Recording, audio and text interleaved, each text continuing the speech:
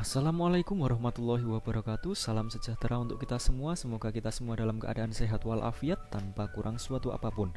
Baik, pada kesempatan kali ini di materi PKWU kita akan membahas tentang bagaimana cara membuat rancangan usaha makanan awetan dari bahan hewani. Nah, dalam perencanaan usaha pengolahan makanan awetan dari bahan hewani, ini ada beberapa tahap yang mesti kita lakukan. Yang pertama, kita tentunya harus mengenal dulu jenis makanan awetan hewani itu apa saja. Kemudian yang kedua, nanti kita mengidentifikasi peluang usahanya dari tiap produk olahan makanan awetan hewani. Yang ketiga, nanti menyusun ide usaha. Dan yang keempat, nanti merancang rencana usaha. Nah, pada pertemuan minggu yang kemarin, kalian sudah coba mengidentifikasi secara mandiri produk olahan makanan awetan dari bahan hewani di lingkungan sekitar kalian. Nah, kemarin kalian sudah membuat tabelnya, macam-macam produk olahan, kemudian bahannya apa saja, kemudian keunggulannya. Nah, pada kesempatan kali ini kita nanti akan bekerja secara berkelompok. Nah, kelompok yang kemarin sudah kalian buat pada hari ini akan melakukan diskusi tentang mengidentifikasi peluang usaha. Jadi silahkan dari kegiatan mandiri yang minggu kemarin sudah kalian lakukan, silahkan kalian diskusikan dengan kelompok kalian, identifikasi, analisis peluang dan tantangan tiap produk olahan makanan awetan hewani. Kemudian kalian pilih salah satu, tiap kelompok pilih salah satu produk yang akan dikembangkan menjadi ide usaha. Nah, kemudian nanti yang kedua, kalian secara berkelompok ini juga nanti menyusun ide usaha. Nah, berdasarkan peluang dan tantangan dari produk yang kalian pilih. Nah, kemudian isi rancangan usahanya apa saja sih? Jadi nanti secara berkelompok setelah kalian berdiskusi, penugasannya adalah kalian membuat PowerPoint atau PPT yang isinya adalah rancangan usaha. Nah, isinya dari rancangan usaha itu ada yang pertama nama brand dan juga nama produk. Kemudian tujuan kegiatan usaha. Yang ketiga, profil usaha makanan awetan dari bahan hewani. Yang keempat, target pasar dan strategi pemasaran. Yang kelima, analisis SWOT. Yang keenam, proses produksi. Yang ketujuh, biaya produksi. Dan yang kedelapan, pemasaran. Nah, pada kesempatan kali ini kalian nanti secara berkelompok cukup membahas dari poin 1 sampai poin 6. Nah, poin-poin ini akan coba saya jelaskan. Nanti di PPT kalian nanti isinya apa saja akan saya jelaskan. Yang pertama, di slide yang pertama dari PowerPoint yang pertama, silahkan nanti kalian tuliskan nama brandnya atau nama mereknya, merek dagang dari ide usaha yang akan kalian lakukan. Jadi hari ini silahkan nanti kalian berdiskusi, pilih salah satu produk yang akan digunakan sebagai ide, kemudian kalian buat mereknya. Buat mereknya sesuai dengan kreativitas kelompok kalian.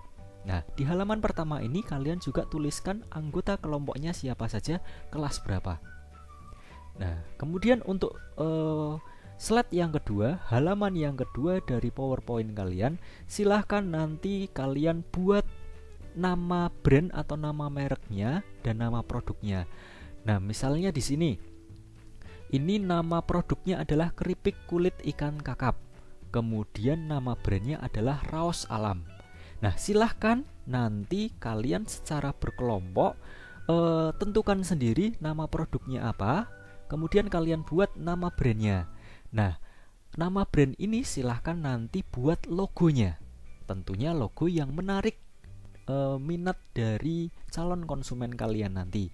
Kemudian nanti jelaskan komponen-komponen penyusun logonya itu apa saja, kalian jelaskan. Kemudian kalian jelaskan pula penjelasan nama brandnya dan produknya. Misalnya di sini kenapa kok menggunakan nama brand Raos Alam, di situ dijelaskan. Nah, dijelaskan kenapa menggunakan Raos Alam. Nah, begitu juga dengan nama brand yang nanti akan kalian buat. Silahkan nanti dijelaskan kenapa kalian menggunakan nama brand tersebut. Oke, itu untuk slide yang kedua. Untuk slide yang ketiga, nanti kalian tuliskan tujuan dari kegiatan usaha yang akan kalian lakukan.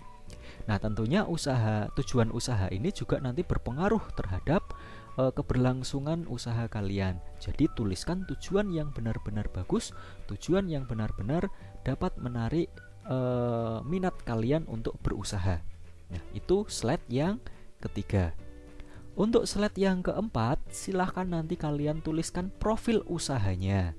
Nah, profil usaha itu apa? Profil usaha adalah penjelasan produk yang dijadikan sebagai rancangan usaha. Misalnya, kalian membuat bandeng presto. Nah, silahkan kalian jelaskan apa itu bandeng presto, kemudian keunggulannya apa, kemudian peluangnya bagaimana, dan lain sebagainya. Silahkan nanti dijelaskan di slide yang keempat. Tentunya ini juga nanti ditampilkan gambar atau foto produknya sebagai pemanis dan sebagai petunjuk nanti ketika kalian presentasikan. Itu untuk slide yang keempat. Untuk slide yang kelima, silahkan nanti kalian tentukan target pasar dan strategi pemasarannya.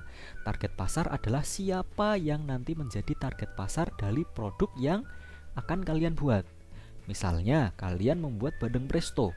Target pasarnya adalah wisatawan. Nah, wisatawan. Kalian jelaskan kenapa kok wisatawan. Kemudian, bagaimana strategi yang akan diterapkan untuk memaksimalkan tercapainya target pasar. Nah, strategi pemasarannya yang akan kalian lakukan bagaimana? Misalnya, karena tadi idenya adalah bandeng presto, targetnya adalah wisatawan, maka strategi yang memungkinkan untuk digunakan adalah membuat gerai oleh-oleh. Nah, itu misalnya seperti itu. Nanti silahkan kalian sesuaikan dengan ide kalian masing-masing. Itu slide yang kelima. Untuk slide yang keenam, nanti kalian tuliskan analisis SWOT. Apa itu analisis SWOT? Analisis SWOT adalah acuan untuk menghadapi persaingan dalam bidang usaha. Nah, analisis SWOT ini isinya adalah analisis rancangan usaha. Nah, ada faktor internal dan ada internal. Ada internal yang pertama ini berupa strength atau kekuatan.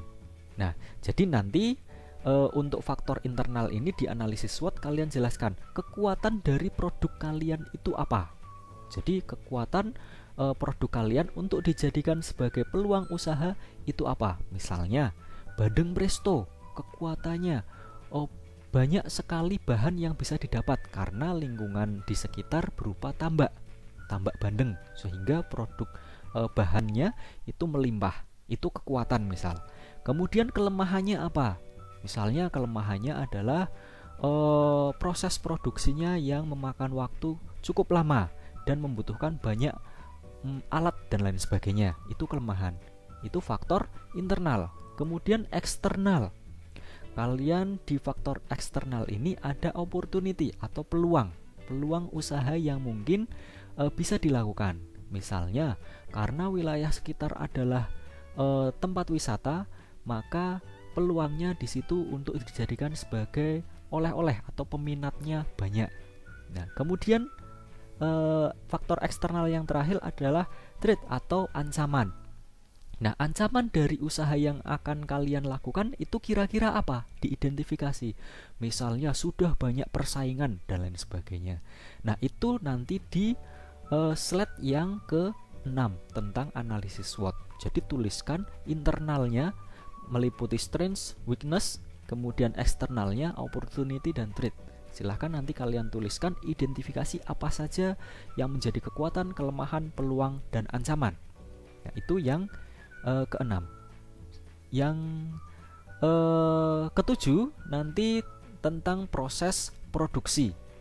Silahkan kalian jelaskan tahapan produksinya, mulai dari alatnya apa saja kalian tuliskan, bahannya apa saja, kemudian bagaimana resepnya, kemudian pengemasan yang akan kalian lakukan itu bagaimana, apakah cukup dengan plastik yang diberi label atau bagaimana. Silahkan nanti dituliskan pada slide yang ketujuh.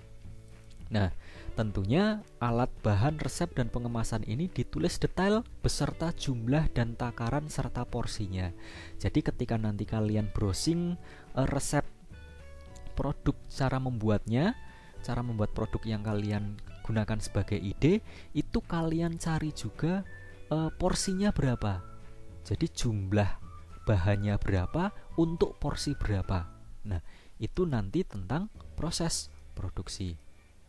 Oke, baik. Mungkin itu sedikit penjelasan. Apabila masih ada yang belum paham, silahkan nanti bisa ditanyakan melalui grup WA atau melalui Google Classroom. Begitu, selamat bekerja. Semoga lancar. Silahkan jangan lupa berdiskusi dengan kelompok kalian dan kerjakan tugasnya. Untuk tenggat waktu nanti akan di-share di Google Classroom. Baik, saya akhiri. Wassalamualaikum warahmatullahi wabarakatuh.